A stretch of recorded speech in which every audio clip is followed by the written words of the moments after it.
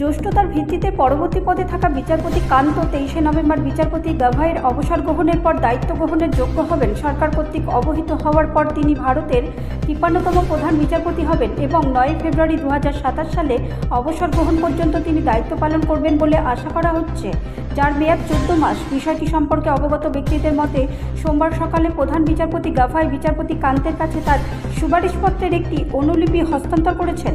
23শে October কেন্দ্রীয় সরকারের বিচারপতি গাভাইয়ের কাছে পাঠানো চিঠির পর এই সুপারিশ করা হয়েছে, যেখানে তাকে প্রতিষ্ঠিত রীতি অনুসারে তার উত্তরসূরির নাম ঘোষণা করার অনুরোধ জানানো হয়েছে।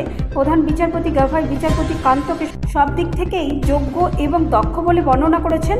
আরও যোগ করেছেন যে তার উত্তরসূরি প্রতিষ্ঠানের প্রধান হিসাবে একটি সম্পদ হিসেবে প্রমাণিত হবে। তাদের অভিন্ন পটভূমির কথা স্মরণ করে বিচারপতি গাভাই বলেন, আমার মতো বিচারপতি কান্তও সমাজের সেই শ্রেণীর অন্তর্ভুক্ত যারা জীবনের প্রতিটি পর্যায়ে সংগ্রাম দেখেছেন, যা আমাকে আত্মবিশ্বাসী করে তোলে যে তিনি তাদের বেদনা এবং যন্ত্রণা বোঝার জন্য সবচেয়ে উপযুক্ত হবেন, যাদের অধিকার রক্ষার জন্য বিচার বিভাগ প্রয়োজন। বিচারপতি গাভাই 2025 সালে মে মাসে ভারতের 52তম প্রধান বিচারপতি হিসেবে দায়িত্ব গ্রহণ করেন।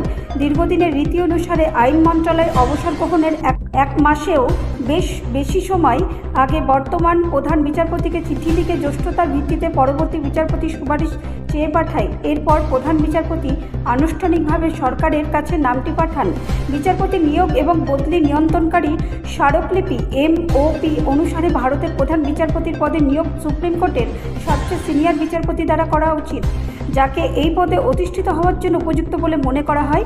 প্রধান বিচারপতি গাভাইয়ের সুপারিশ অনুসরণ করে সরকার শীঘ্রই 24শে নভেম্বর থেকে বিচারপতি সূর্যকান্তকে ভারতের পরবর্তী প্রধান বিচারপতি হিসাবে নিয়োগের জন্য একটি বিজ্ঞপ্তি জারি করবে বলে আশা করা হচ্ছে। ব্যুরো রিপোর্ট, রাষ্ট্রীয় প্রসার বাংলা।